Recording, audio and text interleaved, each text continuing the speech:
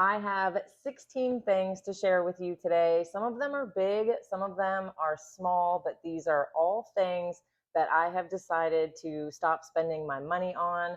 Maybe I was able to find a replacement for some of them that I'm okay with, and I can tell myself moving forward that, hey, that is good enough. And of course, this is a very personal thing. We are all very different, and some of these things that I have decided aren't important to me anymore, you may think, oh my God, I could never do without that. Or it could even be the complete opposite, where you say, oh my God, who needs that? So let's get into it. Let's see what I have. And yeah, you can let me know in the comments what you think. And the first one is a little bit different from the rest of the items that are on my list. And number one is giving money to our adult children.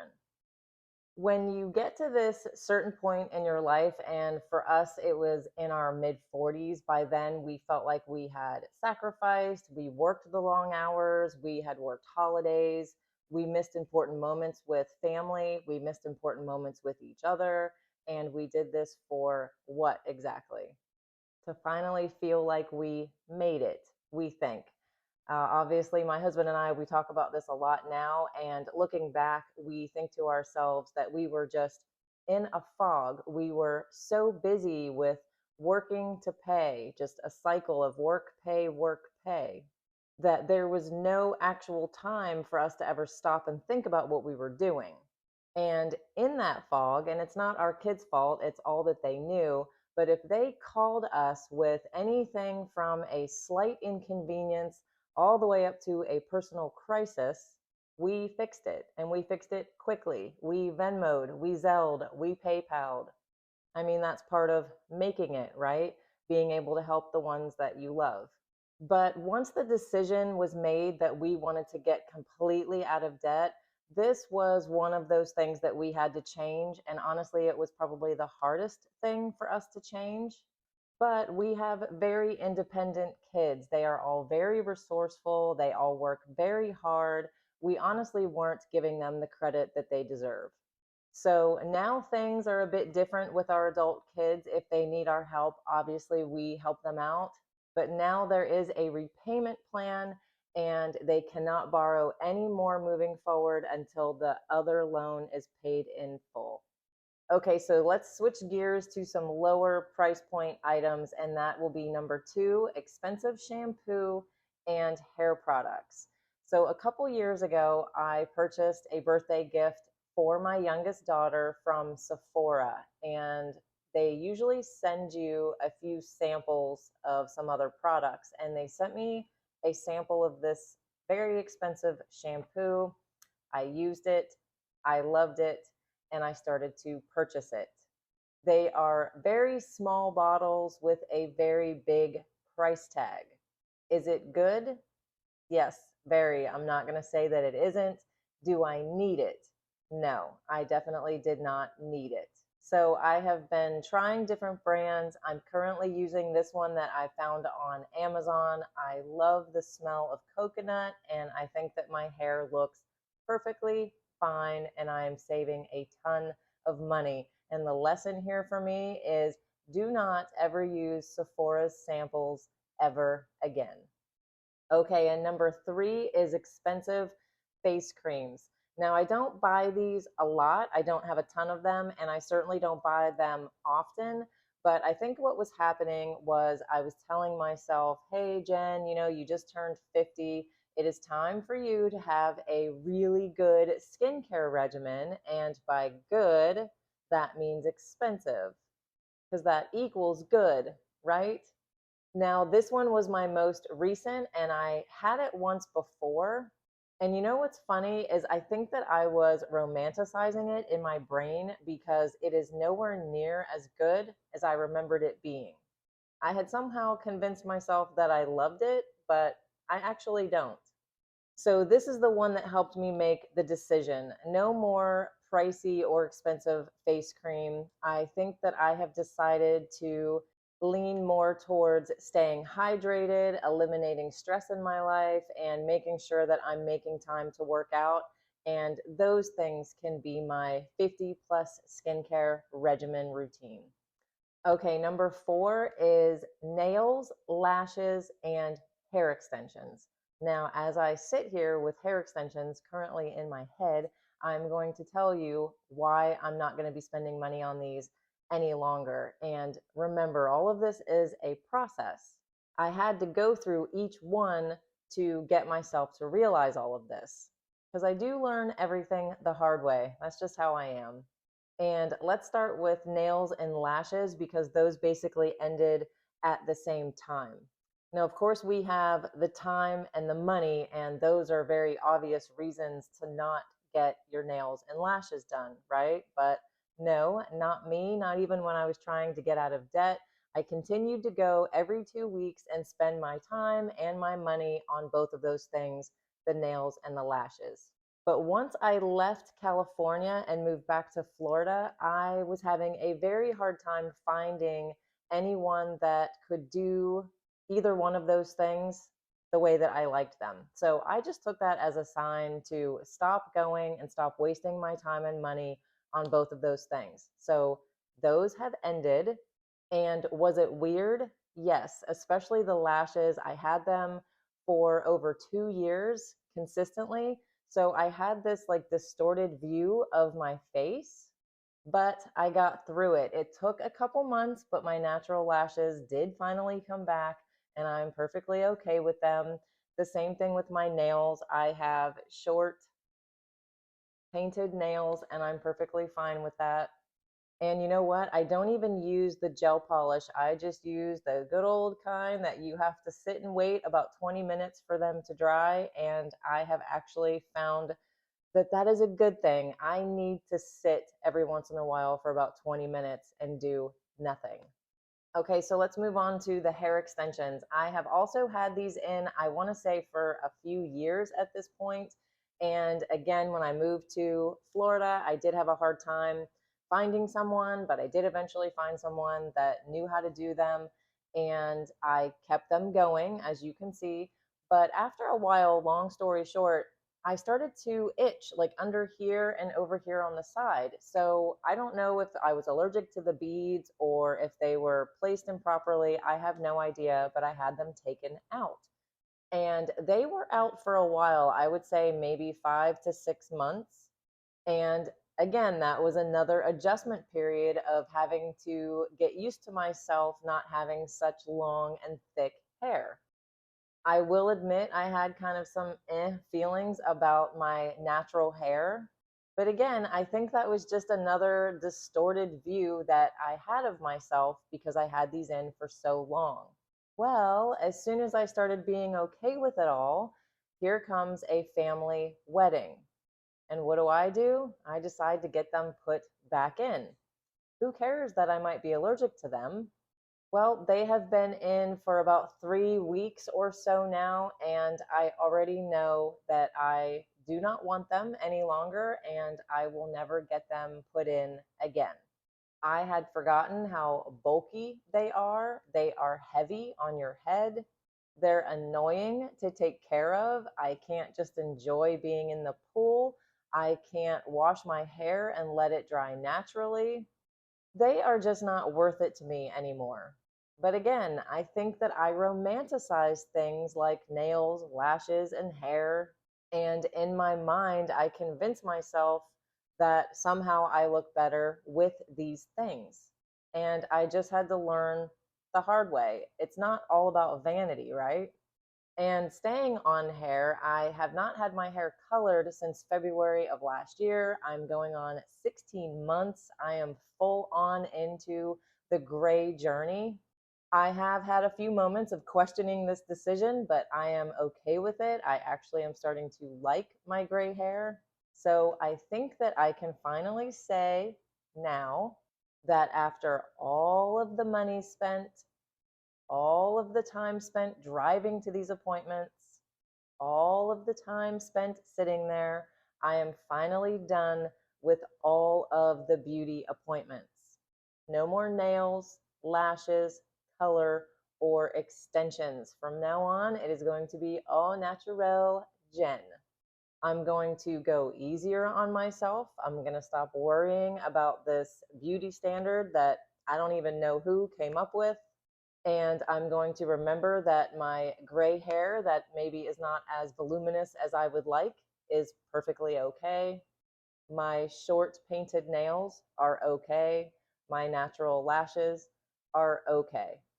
And trust me, they are okay on you too. Number 5 is expensive jeans. I had years of convincing myself, oh, the fit is just unmatched. You need these, Jen. No, actually, you don't. I wear my thrift store jeans and my Target jeans way more than my expensive ones. So I am done with that. Number 6, cigarettes. Yes, I am a Gen Xer and I held out longer than most. I think it has been a year, maybe. I don't even know anymore. I'm not keeping track. But yes, I was finally able to put the Marlboro lights down. And that was a huge, huge, huge win for me. Number 7 is Verizon. I am finally done after 10 or 15 years of convincing myself that I need what I call name brand phone service because I thought that no other service could possibly work properly. Well, I have switched to Mint Mobile. I pay $360 for the entire year for unlimited everything. And guess what? It works properly. Number 8 is new furniture. Now, I have actually made this mistake more than once. Some of you that have been following me for a while may even remember how I prolonged my debt payoff plan because I purchased all new furniture, and I justified it with the it's 0% interest trap. So when we moved back to Florida, I promised myself I was not going to buy anything new this time around, and I have not. Everything that is in my home is used. I either got it at a thrift store or on Facebook Marketplace. No payments. I own it all, and I love it all too. I feel like my home is much more personal and much more curated this time. Number 9 is organic food. I'm just not going to do it anymore. And I have a feeling that this is the one where a lot of you might really come at me in the comments and be worried about the pesticides and the health concerns. And believe me, I get it. But for me personally, I have just come to the conclusion that I don't trust it. I don't trust the little stickers. I don't trust that the word organic means anything. When the organic bananas are longer than my arm, you lost me. When an organic grapefruit is bigger than my head, I don't believe that it's organic.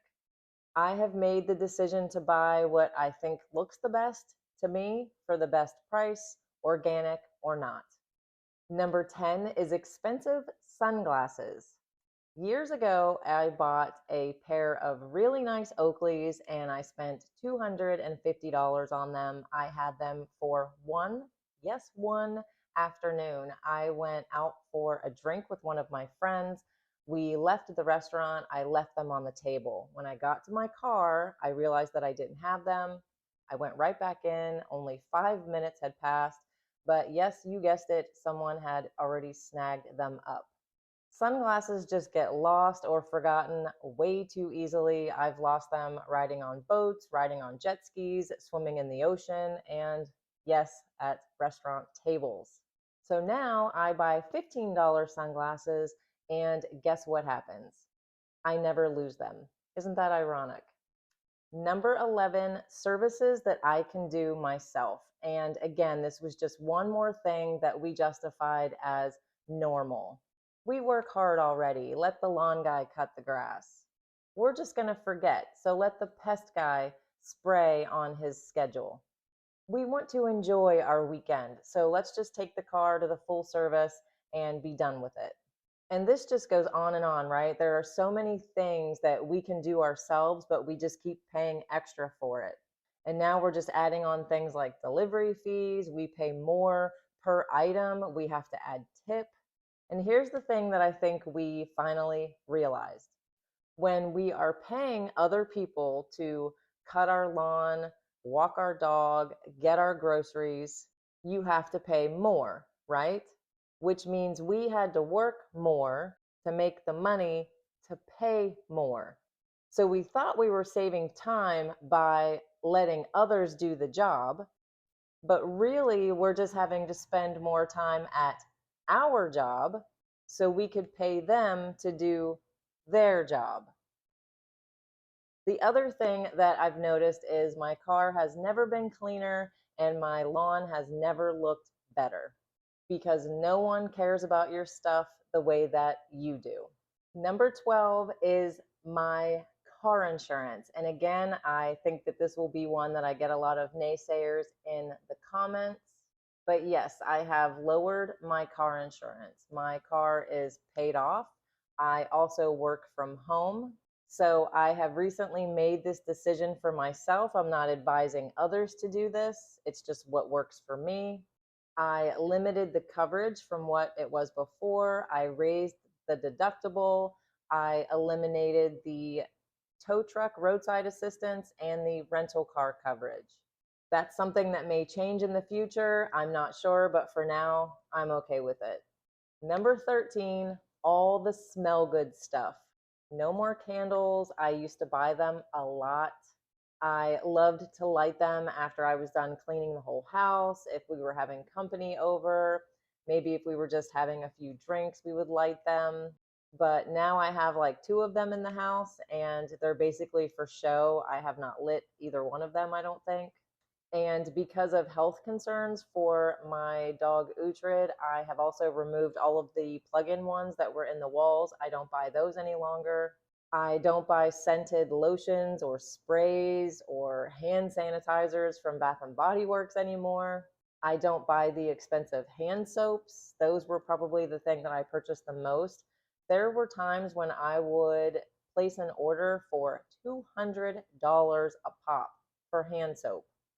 I have replaced the Bath and Body Works hand soap with this coconut scented stuff that I found on Amazon. I refill the bottles. I absolutely love it. It works just as good. It smells good. And again, these things can bring joy. Maybe the smells bring some sort of nostalgia to you. You might use them as a relaxation tool. So if they are that important to you and you can afford it, I totally get it. I have just chosen to cut all of that extra spending out. Number 14 is birthday and every other holiday, day, special occasion spending. We got really caught up in this. I don't know how, but we did, and we have just stopped. We will send our adult children a birthday card. If we have an extra $50, we'll throw it in there. If we have a gift card laying around, maybe we'll throw that in there as well. But that obligation feeling to buy, send, or give for every occurrence that happens to every single person that we know, we just don't do that any longer. Sometimes we do, sometimes we don't. I will say that the one person that we make sure gets a gift for almost every occasion is our granddaughter.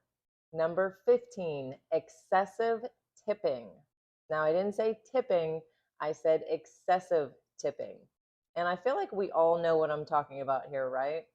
Again, I just started to feel like we weren't tipping the normal people. We were tipping everyone for doing anything, even their regular job. I just started saying no, and so did Jason. Number 16, supplement subscriptions. I used to get Seed, Uhtred's Treats and Chews, Winona, protein powder, all kinds of things were being delivered monthly. I cut them all off. They are not convenient. They are unwelcome surprises. Every time I would see the hit for one of these on my account, the feeling was never, oh, great, I can't wait till it comes. It was more like, oh, great, more is coming, and I haven't even used what I already have. I have decided that I am capable of seeing when something is running out and ordering more of it myself. So I have canceled all of these and I have not regretted one of them yet. So did any of these sound familiar to you? Have you recently stopped spending on any of these things too? Are you thinking maybe that you're going to try one or two of them now that you've watched this video? Now, really quick, I have to say when I do videos like this where I talk about how much debt we used to be in or what our spending habits used to look like, I seem to get comments like, these are rich people problems or you must be rich. Now, before you say that, let me say this. We are not and never have been rich. What we were was in debt up to our eyeballs. And we had the added bonus of working 80 plus hours, 3,000 miles away from home to pay for it all. Banks and lenders do not look at your income. I personally haven't had to prove my income for years. They look at your credit score. Do these people pay on time? Yes, we certainly did. We would do anything to protect our credit, and it showed. Lenders do not care how you are living after they've given you the money. They are not going to call you and check on you to see if they've overextended you. They care if you are making the payments, and we did at all costs. Debt is not being rich. Debt can make you look rich. People who are actually rich are not in debt. So eliminating anything that you are currently spending on that really isn't a need, it's going to free up your time, lessen the amount of hours that you are working, and give you a less stressful life.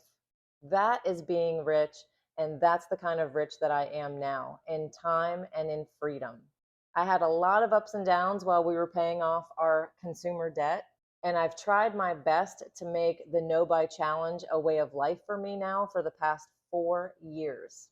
It certainly isn't always done perfectly, but it definitely has helped me think differently about all of my purchases. I hope that you will start thinking about all of the places that your money is going and be willing to make some changes and some adjustments. One is typically going to lead into another and another. You will never regret saving money, believe me. So let me know in the comments what you think, and don't forget to subscribe if you haven't already. Here on the channel, I show my personal budget. I talk about ways to get out of debt, and I try to give ways to keep you motivated so that you save more of your own money. If you've never done a no buy challenge and you're wondering what that's all about, click here and check out this video where I talk about how doing a no buy challenge has changed my life completely.